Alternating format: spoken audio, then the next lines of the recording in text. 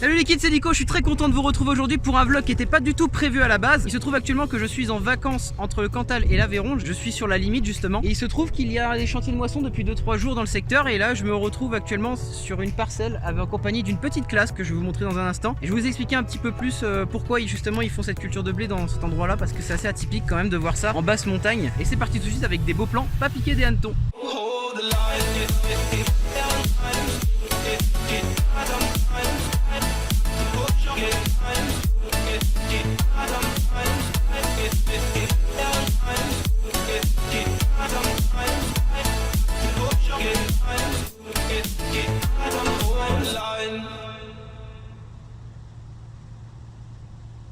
On est actuellement sur une petite parcelle de 5 hectares où il y a justement eu du triticale de semer. Donc monsieur Guy Monteil, qui est le propriétaire de cette parcelle, a semé justement 5 hectares comme il fait tous les ans de triticale pour pouvoir récupérer la paille et le peu de blé qu'il peut en ramasser. Il a semé à 380 grains au mètre carré justement pour ces terres qui sont très riches en humus. Alors bien sûr les rendements qu'il y a ici n'ont rien à voir avec les rendements qu'on peut avoir en Normandie ou dans la Beauce ou ailleurs en France. Ici les terres est très pauvre, en dessous on a de la roche volcanique. Alors la terre est assez riche en humus quand même, cependant c'est pas de la terre où on va pouvoir en sortir une centaine de quintaux quoi.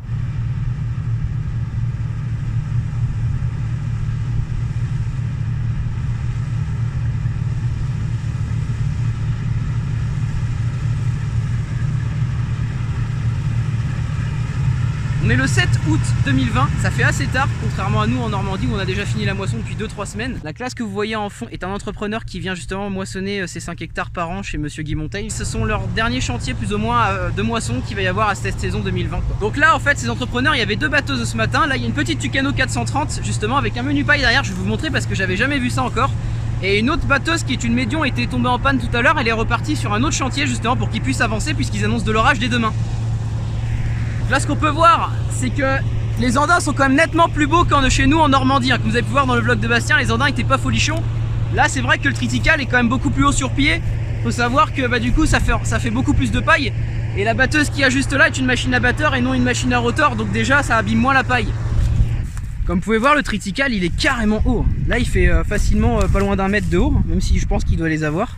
Et il m'arrive carrément au ventre.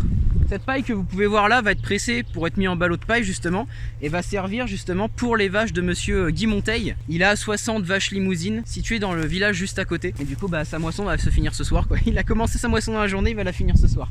C'est beau hein.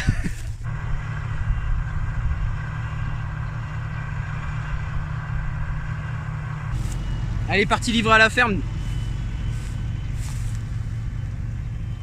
En fait il va dételer la benne à la ferme et il va racler notre benne pour venir avec. Laissez un petit like si elle vous plaît cette vidéo. C'était pas du tout prévu en vrai, mais je suis content de faire ça. Je suis content de revoir encore une batteuse. En fait depuis le 25 juin je fais que des batteuses partout. Il y a 2 semaines je suis monté dans une soirée à Colleville dans le nord de la France. Et pareil ils commençaient tous la moisson alors que nous on l'avait déjà fini depuis 1 semaine et demie. Et là c'est fou parce qu'on est le 7 août 2020 et il y a encore une batteuse. Et c'est les derniers chantiers justement de moisson qu'il peut y avoir en France à cette époque là. Après ça va être totalement terminé. Les entrepreneurs, c'est leur dernier chantier de moisson pour cette récolte. Ils n'ont pas arrêté de moissonner justement depuis fin juin. Ils traversent une bonne partie de la France justement pour venir moissonner et faire du coup le tour des agriculteurs qui n'ont pas de batteuse et qui ont besoin d'une batteuse justement pour récolter leur dû. Vous savez ce qui est fou? C'est que ici c'est l'Aveyron et après ma voiture là, c'est le Cantal. Vraiment, on est vraiment pile sur la limite. Le champ est vraiment pile sur la limite.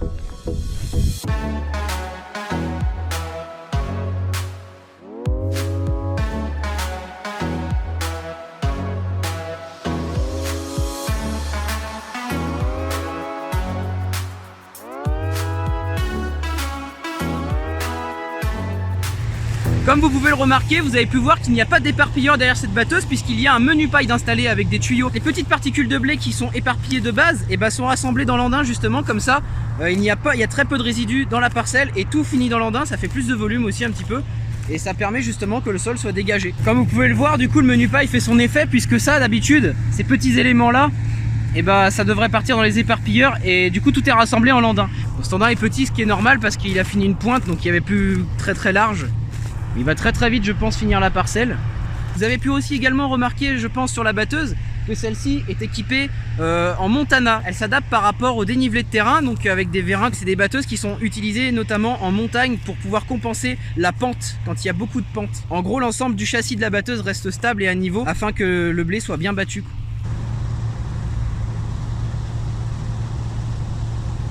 Comme vous pouvez voir, là ici il y a un trou de sanglier. C'est le propriétaire justement qui m'avait dit qu'il y en avait beaucoup justement cet hiver. Et du coup ça a fait beaucoup de dégâts. Tout à l'heure la batteuse elle avait vraiment du mal quand elle passait dans ce genre de nid. Ce qui donne justement en fait des tas de paille comme ça après. Parce que du coup comme la batteuse s'arrête à cause des nids de sangliers ou des tas de terre qu'il peut y avoir dû à cela, bah, la batteuse recule et le blé qui est dans la batteuse continue à sortir quand même.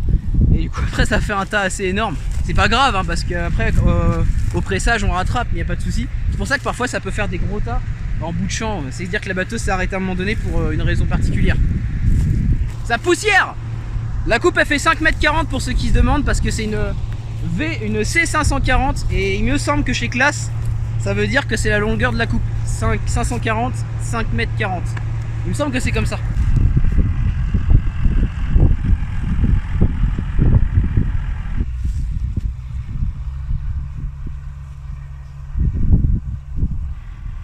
La majorité du blé vont être stockés dans les bennes, justement dans les 2 bennes que le propriétaire a amené tout à l'heure. Et ces bennes seront stockées à sa ferme. Comme vous pouvez le voir derrière moi, il y a un caisson ici. Donc il y a pas mal d'agriculteurs aussi qui font ça, donc ils laissent des caissons au bord de champ et c'est les coopératives qui viennent récupérer ces caissons. Alors ici c'est tout pour complètement autre chose. L'entrepreneur est chargé aussi de remplir ce caisson de blé puisque ce blé va repartir directement en coopérative pour pouvoir être transformé en minéraux. Donc en granulé, il y aura de l'orge, il y aura un peu d'autres minéraux dedans. Donc on va y en faire un concentré tout simplement, qui sera ensuite donné à manger aux vaches limousines du propriétaire. Voilà, ce petit vlog est terminé, j'espère qu'il vous a plu. Il n'était pas du tout prévu à la base, mais moi je trouve que c'était... Bon, ouais, moi j'ai trouvé ça kiffant, j'ai trouvé ça sympa, donc je voulais vous le partager justement. Et je voulais remercier monsieur Guy Monteil de m'avoir permis de filmer justement son chantier de récolte. Merci aussi également aux entrepreneurs dont je n'ai pas le nom, qui m'ont permis aussi également qui m'ont autorisé justement à filmer leur moissonneuse. Donc là en plus, selon monsieur Guy Monteil, on serait sur une récolte autour des 60 quintaux, donc s'il est assez content, c'est une année exceptionnelle pour lui en termes de rendement pour ce genre de terre. Voilà, donc c'est assez satisfaisant. En tout cas, si cette vidéo vous a plu, n'hésitez pas à la partager, à mettre un petit like et surtout à vous abonner si ce n'est pas encore fait, en mettant la cloche, très important, comme ça vous pouvez suivre toute l'actualité que j'ai sur cette chaîne YouTube. Vous pouvez suivre toutes les vidéos qui vont sortir justement incessamment sous peu, plus tôt, plus tard, voilà, suivre mon activité si ça vous intéresse en tout cas. D'ici là, portez-vous bien et moi je vous dis à la prochaine. Ciao les kids!